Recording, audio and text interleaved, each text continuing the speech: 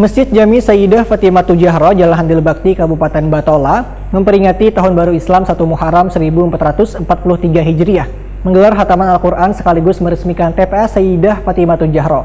Khataman Al-Quran sekecamatan Alak nang berlangsung hikmat ini dilakukan dengan penerapan protokol kesehatan nang ketat. Berikut untuk kabar nang selengkapnya.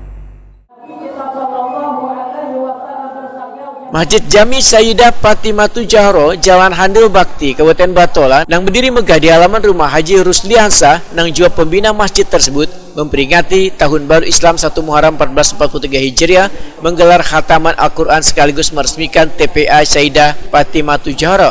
Khataman Al-Quran sekecamatan Alak nang berlangsung hikmat ini dilakukan dengan penerapan protokol kesehatan yang ketat. Kesempatan ini diisi pula dengan ceramah agama bersama Ustadz Haji Muslim Kadri yang menguraikan makna peringatan Tahun Baru Islam. Ketua Pelaksana Haji Marno Wahitakuni Prima TV memandahkan ada 8 taman pendidikan Al-Quran yang mengikuti khataman ini, sedangkan jumlah santri yang menghatamkan Al-Quran sebanyak 30 orang. Itu dalam TPA ini untuk kecamatan Alak itu 30 TPA. Tapi yang sekarang ini mengikutinya adalah 8 TPA dan jumlah santri yang khatam Quran pada hari ini adalah 30 santri.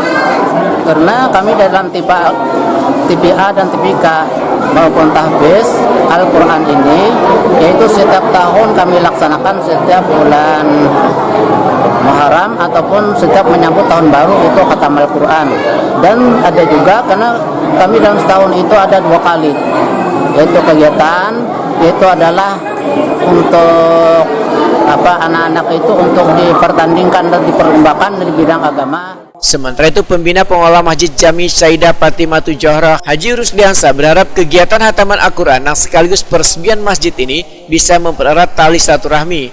Menurut Haji Rusliansa, sekitar masjid ini nantinya kada hanya berdiri taman pendidikan Al-Quran, tapi akan dibangun pendidikan Al-Quran sekelas perguruan tinggi.